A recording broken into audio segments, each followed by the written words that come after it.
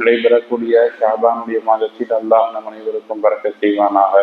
எதிர்வரக்கூடிய புனிதமான ரமலானுடைய மாதத்தை அடைந்து நல்லமல் செய்யக்கூடிய நல்ல நசீபை அல்லாஹ் நம் அனைவருக்கும் தந்து நல்லவன் புரிவானாக. ஆமீன் ஆமீன் யா ரப்பல் ஆலமீன். கண்ணியமிக்கல்லாஹ்வின் நல்லடியார்களே, அல்லாஹ் ஜல்ல தஆலா இந்த துன்யாவில் வாழக்கூடிய ஒவ்வொரு மனிதர்களுக்கும் வாழும் காலங்களில் ஒரு சில அடையாளங்களை ஏற்படுத்தி தந்திருக்கிறான். அந்த அடையாளம் என்பது அவர் கற்ற கல்வியாக இருக்கலாம், அவர் சம்பாதித்து இருக்கக்கூடிய பொருளாதாரமாக இருக்கலாம், சமூகத்தில் அவர் அடைந்திருக்கக்கூடிய அந்தஸ்தாக இருக்கலாம், அவருடைய அழகாக இருக்கலாம், அறிவாக இருக்கலாம், அல்லது அவர் பிறந்திருக்கக்கூடிய குடும்பமாக இருக்கலாம். இப்படி ஏதாவது ஒரு வகையில் ஒரு மனிதன் இந்த துனியாவில் வாழுகிற பொழுது மக்களால் அடையாளம் காணப்படுகிறான்.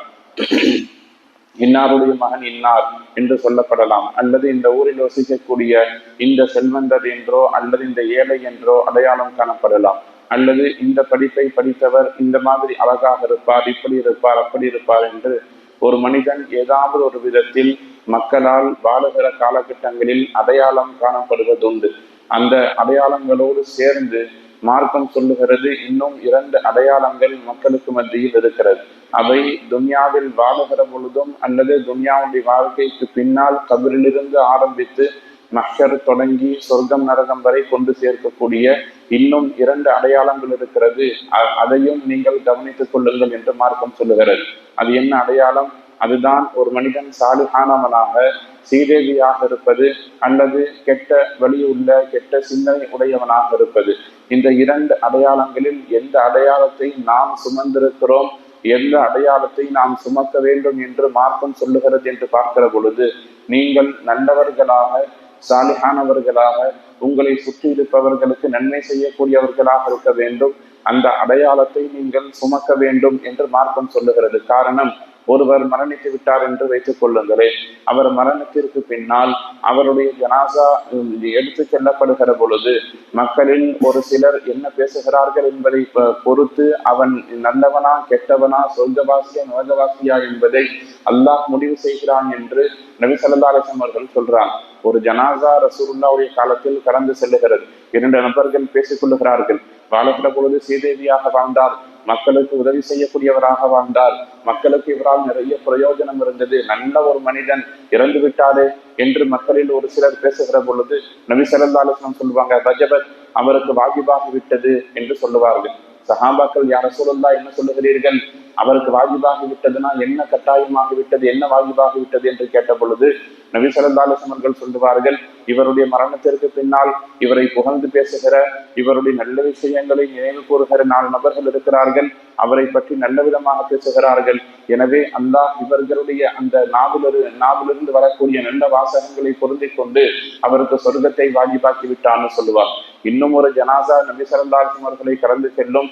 மக்கள் பேசுவார்கள், மக்களில் மோசமானவர் மரணித்து விட்டார், இவரால் மக்களுக்கு கடுமையான தொல்லை இருந்தது, கடுமையான இடையூறு இருந்தது, எப்படியோ இவர் சென்று விட்டார், இவருடைய தொல்லை முடிந்து விட்டது, இவர் ஒரு மோசமான மனிதர் என்று மக்கள் பேசுகிற பொழுது நபி ஸல்லல்லாஹு அலைஹி வஸல்லம் சொல்லுவாங்க, வஜபத் இவருக்கு வாஜிபாகி விட்டது. சஹாபாக்கள் கேட்பாங்க, யா ரசூலுல்லாஹ் என்ன வாஜிபாகி விட்டது? ரசூலுல்லாஹ் சொல்லுவாங்க, இவருக்கு நரகம் வாஜிபாகி விட்டது. என்ன காரணம்? மக்களுடைய நாவில் இவர் கெட்டவர் என்று பேசப்படுகிறார், இவருடைய தொல்லையால் இவரால் மக்கள் தொல்லை அடைந்திருந்தார்கள், இவருடைய மரணத்தால் மக்கள் நிம்மதி அடைந்திருக்கிறார்கள், எனவே இவருக்கு நரகம் வாஜிபாகிவிட்டது என்று நபி ஸல்லல்லாஹு அலைஹி வஸல்லம் அவர்கள் சொன்னதாக ஹதீஸ்களிலும் கூட செய்திகள் பதிவு செய்யப்பட்டு இருக்கிறது. எனவே துன்யாவில் வாழுகிற பொழுது நம்முடைய அடையாளத்தை நாம் நல்லவர்களாக சாலிஹானவர்களாக நம்மால் 4 மக்கள் பயன் பெறக்கூடிய விதத்தில் நம்முடைய அடையாளத்தை நாம் அமைத்துக் கொள்ள வேண்டும், ஏற்படுத்திக் கொள்ள வேண்டும். இதைத்தான் நபி ஸல்லல்லாஹு அலைஹி வஸல்லம் அவர்கள் அல் முஸ்லிமு மன் சலிமல் முஸ்லிமூன மின் லிசானிஹி வ யதிஹி, ஒரு முஸ்லிம் என்பவன் அவனுடைய கரத்தால் அவனுடைய நாவால் பிறர் நிம்மதி அடைந்திருப்பானே அவன்தான் உண்மையான முஸ்லிம் என்கிற ஹதீஸின் மூலம் நமக்கு வலியுறுத்தி சொல்லி தந்திருக்கிறார்கள். துன்யாவில் வாழுகிற பொழுது நீதம், நேர்மை, நல்ல குணம் போன்றவற்றால் ஒரு மனிதன் அடையாளம் காணப்பட வேண்டும். சஹாபாக்கள் என்று எடுத்துக்கொள்கிற பொழுது அவர்களை பற்றி உண்டான ஒட்டுமொத்த வாழ்க்கை வரலாறும் நமக்கு தெரியாது.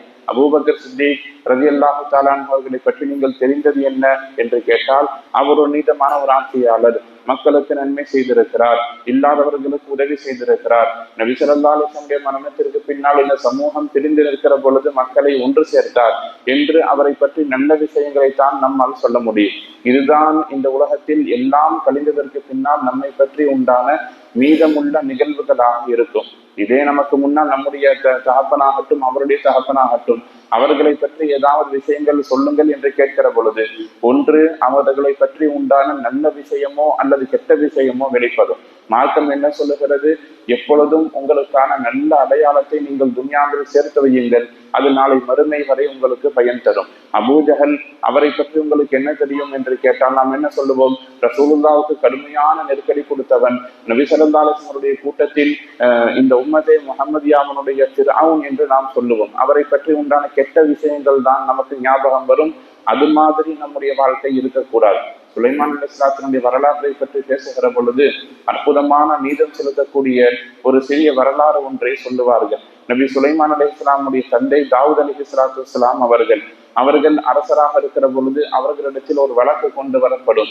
என்ன வழக்குன்னு கேட்டா, ஒருவர் ஆட்டு மந்தை வைத்திருக்கிறார், ஒரு ஏழை விவசாயி. இன்னொருவர் திராட்சை தோட்டத்தை பயிரிட்டு வைத்திருக்கிறார். யதார்த்தமாக மக்கள் அறியாத பொழுது அந்த ஆட்டு மந்தைகள் திராட்சை தோட்டத்திற்குள்ளால் நுழைந்து ஒட்டுமொத்த விவசாயத்தையும் பாழாக்கி விட்டது, அழித்து விட்டது. தாவூத் அலைஹிஸ்ஸலாம் என்ன சொல்லுவாங்க? தாவூத் அலைஹிஸ்ஸலாத்திடத்தில் வழக்கு வருகிறது, விசாரிப்பார்கள். நடந்த நிகழ்வுக்கு என்ன பரிகாரம் என்று கேட்கிற பொழுது அவர்களுடைய சேதாரத்தை கணக்கிட்டு பார்த்தால் இந்த ஆட்டு மந்தைக்கு நிகராக வருகிறது. ஆட்டு மந்தை 1,00,000 ரூபானா சேதாரம் 1,00,000 ரூபாய் இருக்கிறது. நியாயம் என்ன? அந்த ஆட்டு மந்தையை வாங்கி அப்படியே நபி தாவூத் அலைஹிஸ்ஸலாம் அவர்கள் பாதிக்கப்பட்டவருக்கு கொடுக்க வேண்டும். இந்த தீர்ப்பை சொல்லுகிற பொழுது சுலைமான் அலைஹிஸ்ஸலாம் சொல்லுவாங்க, நான் உங்களுக்கு ஒரு யோசனை சொல்லுகிறேன், அந்த யோசனையின்படி நீங்கள் தீர்ப்பளித்தால் இவரும் பாதிக்கப்பட மாட்டார், அவரும் பாதிக்கப்பட மாட்டார்னு சொல்லுவார். சொல்லிவிட்டு அந்த தீர்வை சொல்லுகிற பொழுது இந்த பாதிக்கப்பட்ட அந்த விவசாயிக்கு ஆட்டை வாங்கி நீங்கள் தற்காலிகமாக கொடுத்து விடுங்கள், அவர் அதன் மூலம் பலனடைந்து கொள்ளட்டும். இந்த பாதிப்பை ஏற்படுத்திய அந்த ஆட்டு மந்தைக்காரர் இருக்கிறாரா இல்லையா, அவரிடத்தில் தற்காலிகமாக அந்த திராட்சை தோட்டத்தை கொடுத்து விடுங்கள், அவர் அதை மீண்டும் பயிர் செய்து இவருடைய ஆட்டு மந்தை அதை பாழாக்குவதற்கு முன்னால் எப்படி இருந்ததோ அதுவரை அதை பார்த்து கவனித்து வளர்த்து அழிப்பதற்கு முன்னால் இருந்த மாதிரி அப்படியே தயார் செய்யட்டும். ஆட்டு மந்தை அந்த விவசாயம் வந்ததற்கு பின்னால் திராட்சை தோட்டத்தை அவரிடத்தில் கொடுத்து விடட்டும், ஆட்டு மந்தையை அவர் வாங்கி கொள்ளட்டும். ஆடும் இவருக்கு குறையவில்லை, பயிரும் அவருக்கு சேதாரம் இல்லை. அந்த விவசாயி என்ன செய்வார்? அதுவரை ஆட்டிலிருந்து பலனை எடுத்துக் கொள்ளுவார். இவர் தோட்டத்தை உருவாக்குவார் என்று அற்புதமான ஒரு தீர்வை நபி சுலைமான் அலைஹிஸ்ஸலாம் அவர்கள் சொன்ன பொழுது தாவூத் அலைஹிஸ்ஸலாம் அவர்கள் ஏற்றுக்கொண்டார்கள் என்று ஹதீஸ்களில் பார்க்கிறோம். இந்த தீர்ப்பும் வரலாறும் நமக்கு சொல்லுகிற செய்தி என்னன்னா, நீதம் செலுத்துதல் என்பதை தாண்டி ஒரு மனிதன் துனியாவில் பாதிக்கப்படாமல் இருக்க வேண்டும் என்கிற சிந்தனை நபி சுலைமான் அலைஹிஸ்ஸலாம் அவர்களிடத்திலே இருந்ததை நம்மால் கவனிக்க முடிகிறது. எனவே துனியாவில் வாழுகிற பொழுது நம்மால் ஏதாவது ஒரு மனிதன் ஏதாவது ஒரு இடத்தில் பிரயோஜனம் அடைந்து கொண்டே இருக்க வேண்டும். அதுதான் நமக்கான நல்ல அடையாளம். நாம் பிறரால் ஏதாவது ஒரு இடத்தில் பாதிக்கப்பட்டாலும் கூட நாம் பிறருக்கு நன்மையையே செய்ய வேண்டும். என்று ரசூலுல்லாஹி ஸல்லல்லாஹு அலைஹி வஸல்லம் ஹதீஸ்ல சொல்லுவாங்க. உங்களுக்கு யாராவது அநீதம் செய்தாலும் கூட அவரை நீங்கள் மன்னித்து அந்த அநீதத்திற்கு பகரமாக நீங்கள் அவருக்கு நல்ல உபகாரம் செய்ய வேண்டுமே தவிர பழிக்கு பழி வாங்குதல் என்பதோ அல்லது பிறரைக்கு பாதிப்புக்கு உள்ளாக்குதல் என்பதோ ஒரு முஃமினுக்கு அழகல்ல.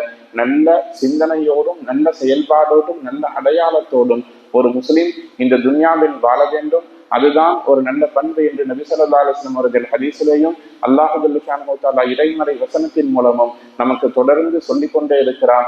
எல்லாம் வல்ல ரப்புல் ஆலமீன் அல்லாஹ் சுப்ஹானஹு வ தஆலா உலகில் வாழுகிற காலகட்டங்களில் நல்லமல்களோடும் நல்லடையாளங்களோடும் வாழ்ந்து மரணிக்கிற நல்ல நசீபை நம் அனைவருக்கும் தந்து நல்லொருள் புரிவானாக. ஆகிரு தஅவானா அனில் ஹம்துலில்லாஹி ரப்பில் ஆலமீன்.